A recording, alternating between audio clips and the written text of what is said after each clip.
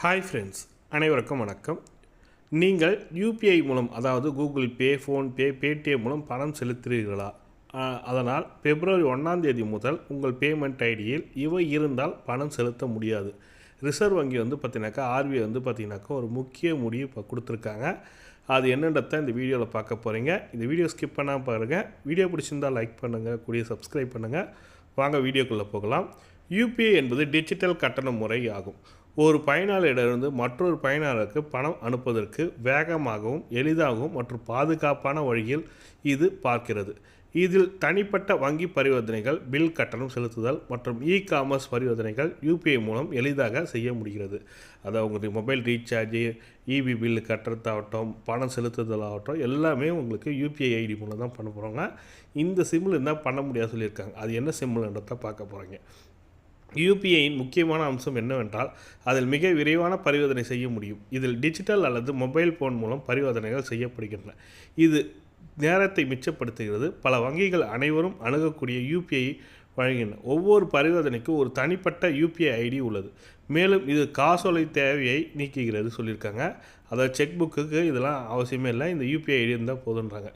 யூபிஐயின் முக்கியமான அம்சம் என்னவென்றால், இதில் மிக விரைவான பரிவர்த்தனை செய்ய சொல்லியிருக்காங்க. அதில் பார்த்தீங்கன்னாக்கா national payment corporation of India பார்த்தீங்கன்னாக்கா என்பிஎஸ்சிஐன்னுவாங்க. பிப்ரவரி 1 2025 முதல் யூபிஐ பரிவர்த்தனைகள் தனிப்பட்ட சிறப்பு எழுத்துக்களை பயன்படுத்தும் பரிவர்த்தனையை ஐடிகள் அனுமதிக்கப்படாது சொல்லியிருக்காங்க. பிப்ரவரி 1 முதல் அந்த யூபிஐ ஐடின்னுவாங்கள, அதில் சிறப்பு லெட்டர், ஸ்பெஷல் கேரக்டர்னுவாங்க, அந்த லெட்டர்ஸ்லாம் யூஸ் பண்ணக்கூடாதுன்ற மாதிரி சொல்லி கொடுத்துருக்காங்க. இதன் முடிவின்படி எண்கள் மற்றும் எழுத்துக்களை கொண்ட பரிவர்த்தனை ஐடிகள் மட்டுமே அனுமதிக்கப்படும் என்று என்பிசிஐ தெரிவுபடுத்தியுள்ளது.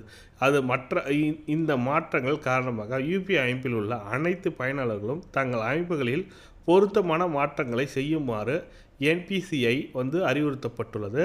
ஒவ்வொரு யூபிஐ பரிவர்த்தனைக்கும் ஒரு தனிப்பட்ட பரிவர்த்தனை ஐடி, யூபிஐ ஐடின்னுவாங்க, பொதுவாக இருக்கும். அந்த ஐடியின் எண்கள் மற்றும் எழுத்துக்கள் மட்டுமே இருக்கும். ஆனால் சில சமயங்கள் சிறப்பு எழுத்துக்கள், எடுத்துக்காட்டாக at simple, ash simple, dollar, percentage and star button கூட இருக்கலாம்.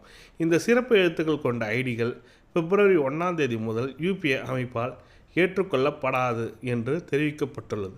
தொழில்நுட்ப விவரம் குறித்து பின்பற்றி என்பிசிஐ முடிவை எடுத்துள்ளதாக கூறப்படுகிறது. அண்மை காலங்களில் யூபிஐ பரிவர்த்தனை எண்ணிக்கை அதிகரித்துள்ளது குறிப்பிடத்தக்கது. கடந்த டிசம்பர் 2024 16.7 மில்லியன் யூபிஐ பரிவர்த்தனைகள் செய்து சாதனை படைத்தது. இந்த பரிவர்த்தனைகள் மொத்தமாக 23.25 லட்சம் கோடியாக இருந்தது. இது முந்தைய மாதத்தை விட 8% அதிகமாக இருந்தது. இந்த மாற்றங்களுடன் யூபிஐ பரிவர்த்தனை தொடர்பாக சில நவீனமயமாக்கல் இருக்கும் என்றும் எதிர்பார்க்கப்படுகிறது. மேலும் என்பிசிஐ யூபிஐ மோசடிகளை தெளிவுபடுத்தியுள்ளது.